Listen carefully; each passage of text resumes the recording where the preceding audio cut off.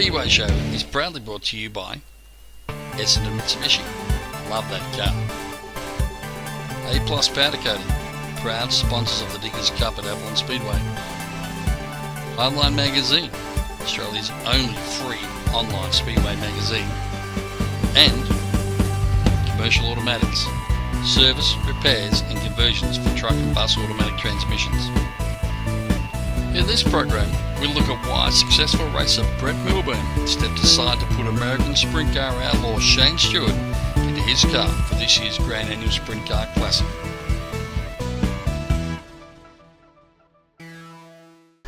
Brett Milburn, for 2017 Grand Annual Sprint Car Classic, you elected to step out of the seat and put Shane Stewart in. What was the process behind that? Oh, look, we've the last few years we believe we've been reasonably fast, but I think we're still lacking maybe that tenth of a second a lap that we're there, but not quite there. So we're trying to learn a bit, and also, you know, Shane's one of the best drivers in the world, and we hope that we can learn a bit off him and a guy we've got coming over to set the car up, and hopefully we, you know, between the two of them and our guys working with them, hopefully we can learn a bit and make ourselves a bit faster. Well, you know, you can't deny his credentials. The 2010 champion, and of course he's the paid driver of Kyle Larson in the Larson Marks entry. Of course, you brought Kyle Larson out for his classic debut a couple of years ago. So you've got everything you need, I think, to get a good result this weekend. Yeah, look, Cooley's given us some good cars. We've got a couple of cars together for him, and you know, he settled into that last night really well. So if he can keep rolling that into the Grand Annual Classic, we'll be extremely happy. Our motors are running good at the moment. We seem to have a good spares package, and at the moment we've probably got as much as I've ever had, and we've put everything we can into it to try to give him the best opportunity to show his ability and his talent, which there's no doubt. You know, he's a King's Royal champion and World of Outlaws consistent winner, and yeah, he's been driving for Kyle Larson as well, which it was good to have Kyle out years ago, and you know, it's I suppose a good thing now to have one of his main driver come out and hopefully show us what he can do. And as part of the package, you've stepped up also. You got Pete Capon out of retirement. Yeah, look, we managed to get on to Pete Capon, and we thought that we thought Pete and Shane could work well together, and they proved last night. They started getting a grip on the car really well, and Shane was driving that thing extremely well, and Pete had the car rolling around real nice. And I think that's to make any team good. It's hard to bring a driver over and try to do one or two or three shows and have him settled into a car and settled into a crew chief and be winning races. But I think between Shane and Pete, I think they can hopefully do that. A lot of motorsport is about ego, and you yourself are a highly successful driver, won Victorian titles in V8 Dirt Modified, sprint cars. You're our defending series champion in the domestic series. So how big was it, or how difficult was it for you to go, I'll actually step aside and concentrate on someone else? Oh, look, we ran Avalon on a Wednesday night. Obviously, we ran two cars, but it is hard. As I said last night's the first night I've sat and watched for probably 5 or 6 years, and to see your own car going round, you get a bit of butterflies in the belly, whereas when you're in the car behind the wheel, you don't. You just jump in. It's what you do. It's what you want to do and what you know to do. But it is a bit nervous when you're standing on the sidelines thinking, well, you know, anything can happen in sprint car racing, as we know, and you can turn it from a great car into a pile of nuts and bolts and torn up stuff in 2 seconds. But you know, it's a risk we take, and it's a game we play, and definitely, yeah, the nerves were there a little bit more than when I'd normally be driving myself, but it's good as well. As I said, we're trying to learn a bit as well, so I'm taking a step back a bit and trying to watch what they're doing and what Shane's doing, and you know, at the same time we're all trying to have a bit of fun, and I've got the same guys who have been helping me for years. They're here, so yeah, it's a good package, and look, at the moment it's looking pretty good, and hopefully we can roll on tomorrow. With the legend of the all-ring express, David Anderson, in his dad, and Brad is more than capable of flying the flag. Put it on the podium here in the past. It's been a hard charger, and again we'll award a hard charger tonight. Welcome to the Speedway Show, and thanks very much for being part of it, Shane Stewart. Yeah, absolutely. Thank you for having me on your show, and obviously it's always good to be back here in your country and enjoying myself, and well, it's supposed to be warm weather here. It's actually not real warm today in Warrnambool, but always a pleasure to come back and do a little bit of racing before we get busy in our schedule back home. So obviously, happy to meet up with friends that I don't get to see very often, and so yeah, it's very good to be back. Now, As you said before, you're about to start your season back home. Does this really help you driving wise to come out to Australia and get a couple of runs under your belt early? Absolutely. Seat time is seat time. And the thing is, some of my competitors that I race with are out here as well. So, when we get back home, we're only off for a couple weekends, and we start racing down in Volusia in Florida. So, to get the seat time here, it's still a 410 sprint car. It doesn't matter if it's in Australia or America. It's still the same. And so I think it's crucial to get yourself, acclimated back. We can work out and do all this stuff in the gym, but there's nothing that compares to getting back in the seat and getting your breathing right again. And anytime you take 2 or 3 months off, it takes always a night or two to get acclimated back to things. So, I think it's important for us to come down here and race whenever we can. You can get back in the car after some time off, and you can be fast, but it's that finesse, isn't it? That feeling in those little bits. Absolutely, yeah. And that's the thing. You can't do that on a treadmill or working out on a piece of equipment in the gym. It's seat time, and there's nothing that you can compare it to other than just getting in there and driving and like you said, the little bitty pieces of stuff that you can't really do unless you're in the race car. So it's important to get down here and race and get back in that type of shape before we get started on the Outlaw Tour. You're a professional racer, so ride hopping is nothing new to you. But tell us just how difficult is it to come out, forget that we're in another country with what you normally are, but to get into a new team, a new car, it's a team that you haven't worked with before, it's a car you haven't driven before. How difficult is that? Difficult, very difficult. And the thing is, it gets more and more difficult because you get acclimated to working with a group of guys that you work with day in and day out. Like our schedule at home is 90-something races. So you get used to working with them. They can read you. Like we're married pretty much. We're like a married couple. So my crew chief knows what I'm thinking before I even say anything most of the time. When you come to a new team, you don't have that. You don't, and it takes a little while to gain that confidence in each other. And sometimes you don't do it; it just doesn't happen. But great example. I race cool cars in America. I come here. Brett has a cool car. That side of it's the same, but the components on the car are different. The way Brett might set the car up is different than what my crew chief does in America. So there's just a lot of little things that go into jumping into a car and trying to get up to speed, and it gets harder and harder to do each year because everyone's got great equipment, their motors run well. The guys, whether they race in America or Australia, the guys that are good, they race with those group of people all the time.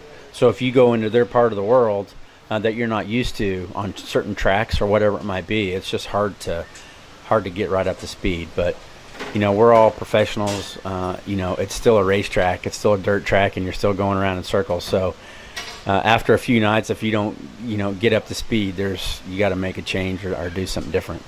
Now, as a professional, ride hopping is nothing new. We've just spoke about that. But how do you deal with the pressure? Because as a fan, we see Shane Stewart's here, fantastic. This guy's fantastic. We expect him to get in the car and be on the pace right from the start. How difficult is that, and how do you deal with that? Well, I tend to probably put a little bit too much pressure on myself. I always have, and I think that's maybe a little bit of a fault, and maybe not. I don't know. But everybody's a little different in how they cope with it. Myself, I look at it like, hey, look, you got, the good example is you got a couple races leading up to the Classic. You always have Avalon and Mount Gambier.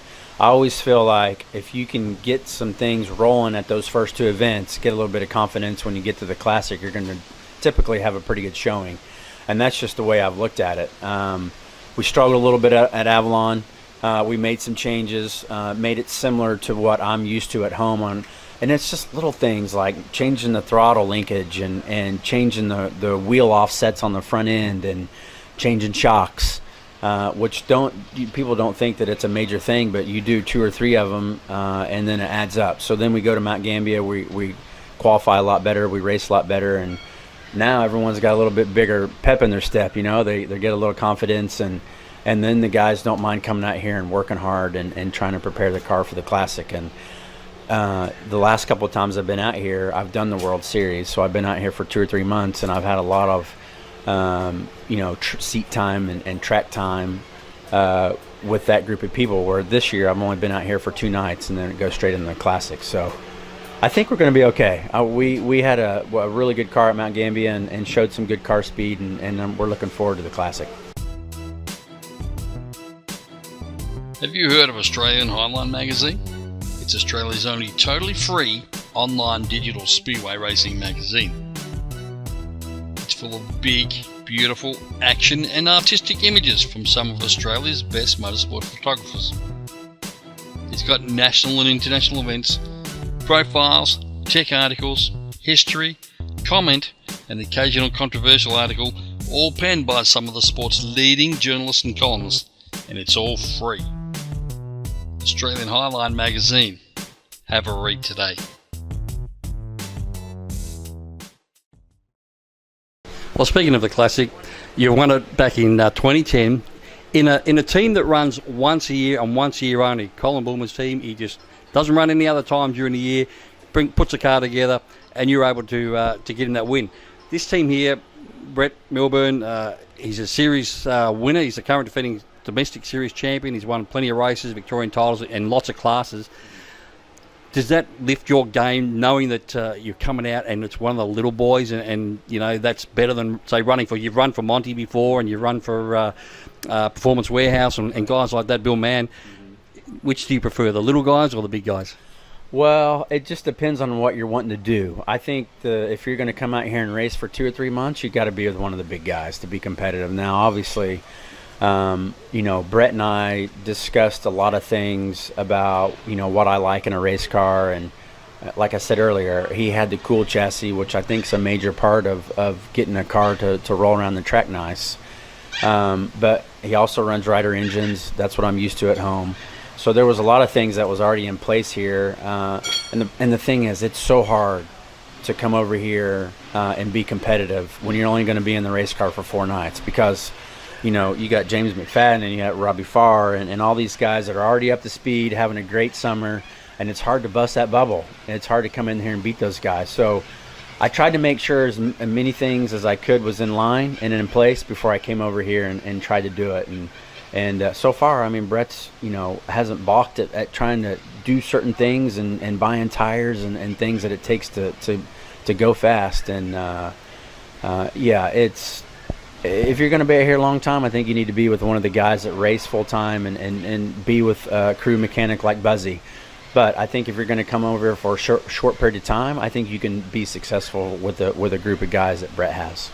Well, Brett's he's putting some effort in behind you. Of course, he was the first Australian to bring out your co-team owner Kyle Larson a couple of years back in Brett's car. But he's also brought Pete Capon over from West Australia. Now, Pete had a very long and successful career with the Cricket Motorsport team and Brooke Tatnell.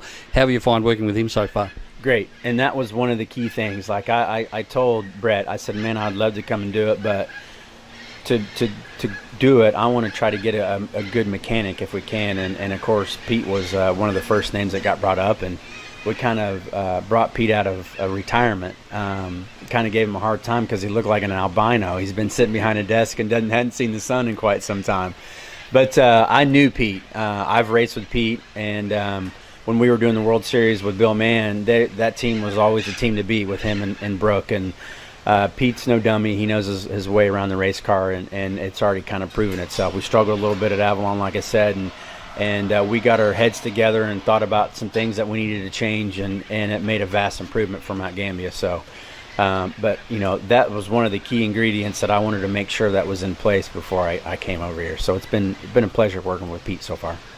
And the team itself, how do you find the team? Good equipment, good enough? Yeah, it's good enough to win the race. Absolutely. Obviously, a classic is like a Knoxville Nationals or a Kings Royal. You got to have a lot of things fall in your lap to win the race. There's 100 and something cars. You got to have a good qualifying lap. You got to get through your heat races and make sure you pass cars every time you hit the track. And I think if we can do that and keep our nose clean, stay out of wrecks, I think we're going to have a good shot. You can't win this race and be out of the top 2 or 3 rows. So hopefully everything shakes out well for us and we can have a good showing. I mean, Brett spent a lot of money to not only get myself over here, but to get Pete from Perth, and he's had got a little special paint scheme for the race car, and he's he's done put a lot of money of his own dime into this to make all this happen. So hopefully we can have a good showing for him. Now, as an American, you guys race on probably a lot more slick tracks than we do here. Although the weather-wise tonight, I suggest the track's probably going to be a little bit hooky. What's your preference around Warrnambool? You've raced here enough with both conditions. What's your preference? Slick, for sure. Warrnambool, when you get grip in the racetrack, it's probably one of the most demanding racetracks that you can race on. It's not a very big track, but the G-forces that you go through going through the corners when this place has grip is pretty insane. When you're going around here in 10-second laps, that's getting after it in a sprint car. So typically the racing's way better too when it gets slick. So obviously if Mother Nature throws her hand into the equation, you can't help that. But the guys at Warrnambool, they do a great job, and they always have. And I know that they're going to try to do the best they can with what they get dealt with. So like I said earlier when we first started taping, it's always a pleasure to come out here and race, especially at this place. And I know it's a special race for not just Australians, but Americans as well. And I've been fortunate enough to win one, and it'd be great to win another one. How much do you want to win another one after you've won this? The Classic would rank fairly highly in your repertoire. Absolutely, yeah. At the time, it was, and it still is, one of my biggest wins I've had in my career. And it's like Donnie says about Knoxville Nationals. Once you get one, you want to keep doing it. And we're all super competitive. I think that's what keeps us going. I've been racing now for 16 professionally for now 16 years, and that's what gets me up out of bed is trying to win big races like this. And when it's all said and done, when people look back on your career, it's the big wins like the Classics and the Kings Royals and the Knoxville Nationals and stuff like that. It's what people continue to talk about. So hopefully we can put another one on my resume.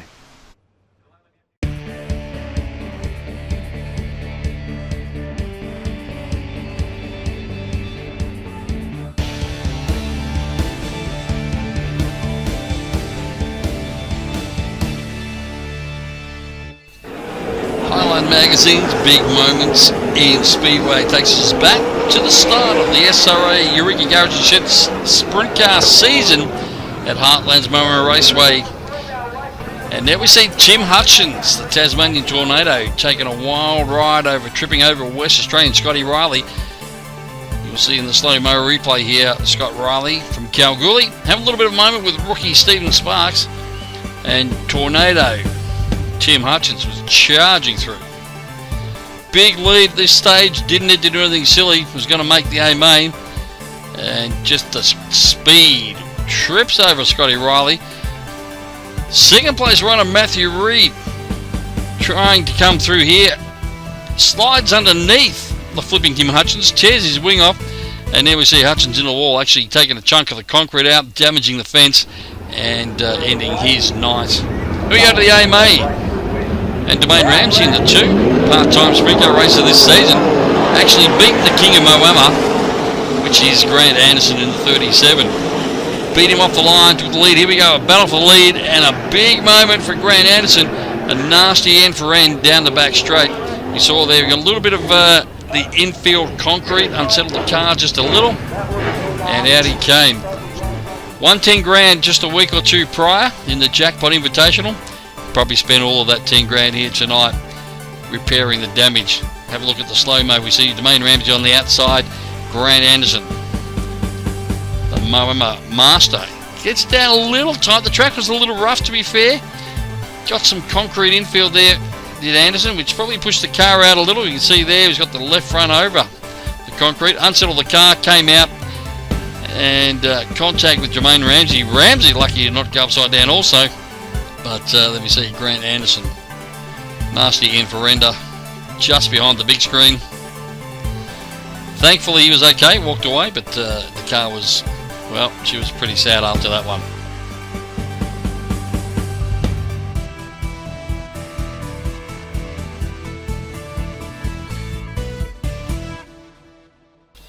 The next up was third season youngster Luke Walker, having a big solo flip there down in turn 3-4, same event, and unfortunately for Luke, that was a season-ending crash right there with a number of broken vertebrae.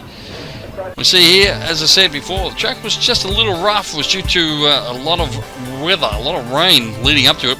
Car got a little unsettled down to back straight, carried the front wheels. Then as he came down to turn into turn 4, or turn 3, sorry, you see he hooks it in there pretty hard, probably a little too hard. Again, got on the infield concrete there, car got a little loose, biked up, brings it back down, bites in and over it goes. Nothing to worry about right here. But this piece at the end with that flat left rear, that sudden stop right there, I can tell you from personal experience, that is what did the damage to young Luke, ending his season, unfortunately.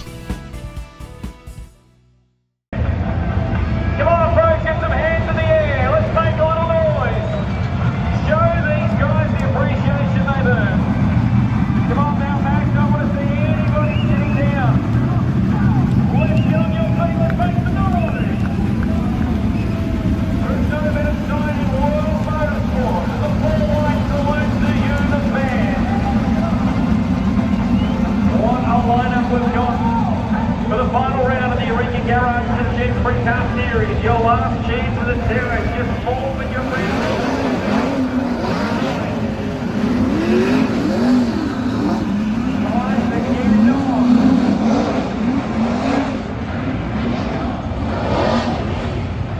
Field takes shape and the lights go out. And the turn for torque is finally finished. The time to saddle up for the longest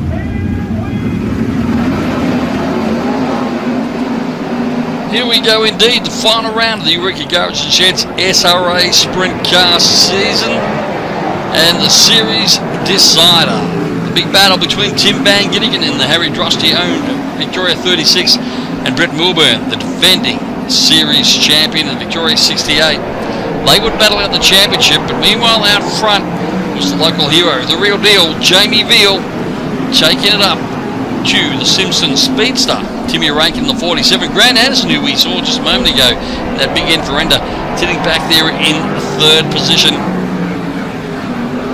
And already we can see throughout the heat racing, the track has blown off, as we say. It's widened out.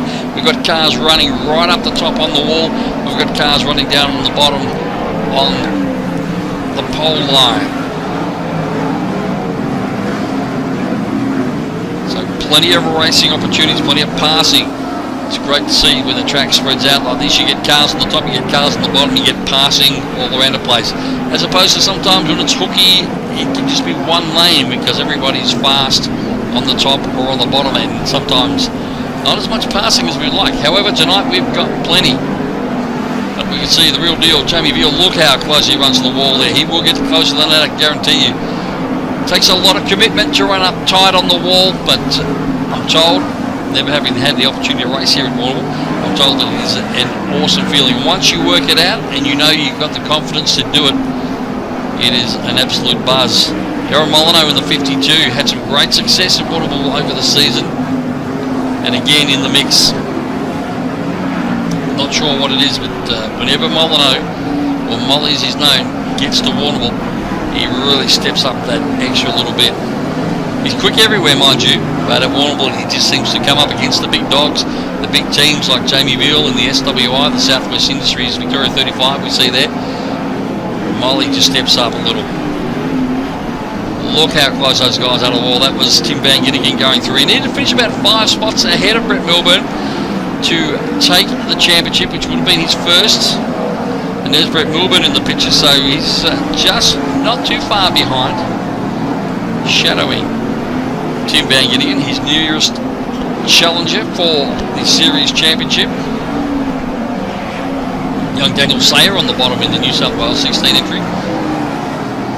He's been down to Warrnambool on a number of occasions. Glenn Sutton, the South Australia 20, we just saw there for a moment. He was a chance to win the championship early on, but his season's fallen away towards the end. And David Murkoff, the 2-time national champion in the Victoria 88 at Maddie Easton, just recently announced that they will be doing World Series sprint cars next season. Rusty Hickman in the 40 there. Great story from young Rusty. Broke his neck right near the start of the season, and it could have been absolutely disastrous. And he's come back just a few weeks ago and has been instantly on the pace, which is absolutely fantastic to see. Milburn there, running around, trying to do what he needs to do, as Jamie Veal still in front, but now down to the bottom as Grant Anderson's moved to the top. We've lost Timmy Rankin, who was sitting there in third place. He seems to have dropped down the order or disappeared onto the infield. So Anderson now up there in the second place. They're into the lap cars already. Veal on mid-track line there, Anderson up on the top as they try to negotiate their way through the lapped cars. We see there, Veal swinging to the bottom, looking for something down the bottom, looking for that extra bit of drive.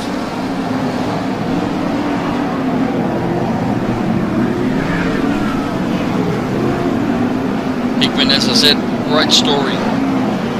Could have been a career-ending crash, could have had disastrous effects for his personal life, could have ended up in a wheelchair or a quadriplegic or a paraplegic.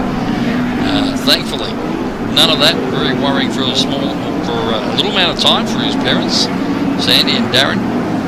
But since he's come back, he has just come back with a vengeance. So Brett Milburn for us in Mitsubishi. Said defending series champion, and it all comes down to this one event right here, right now, between himself and Tim Van Ginnigan. He is about to be lapped by our second place man, Grant Anderson. Obviously, Jamie Veal has already gone past. As Brett said before in the early part of the show, when we were talking to him about Shane Stewart, this is one track where he just seems to be lacking that tenth of a second that makes all the difference. He's been working very hard on trying to find that extra little bit of speed. He's not scared to go up the top here at Warrnambool. We know he loves the top at Avalon. He's not scared to run up the top here. It's just right at the moment he seems to feel that there's better drive down the bottom. And there's our early second place man. In fact, our pole sitter, Timmy Rankin, being lapped by Jamie Veal. So how quickly he fell out. Possibly with a tyre issue, as we can see. The footage there, the track is black. That means it's hard and slick, it's tearing up tyres. The teams will be looking for the moisture, or they'll be waiting for what is called for the rubber to come in. When the rubber comes in, it means it's actually laid rubber down on the dirt track, and that's where the drive will be. It might be up the top, it's more likely to be on the bottom. So sometimes these guys will go searching, they'll do a lap or two up the top, they'll do a lap or two down the bottom, try to find where it is working best. As Anderson we see now. Also with the wing back a fair way, so the top wing is adjustable. You can put that into the boot. On a slick track you tend to push the wing back a little, give you that bit more drive off the back end. Milburn on the bottom. Rankin, as I said, was in second place, now he's already been lapped. Another young gun in the 77 of Braden Parr, he's had a stellar season as well, with some fantastic results for the young guy. The two-time champ David Murcott, two-time national champion, trying not to be passed by the second, or should I say lapped by the second place car. Grant Anderson has already been lapped by Jamie Veal.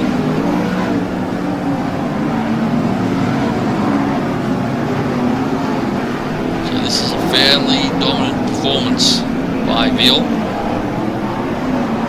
also known as the real deal. A tag which commentators love to put on him, but which he personally hates, we're told. Just saw for a moment there as a checkered flag flies and Veal takes the win. Smoke coming off the left rear of the 88 of David Murcott. So congratulations to Brett Milburn, also picking up the series win by a narrow margin over Tim Van Ginnigan.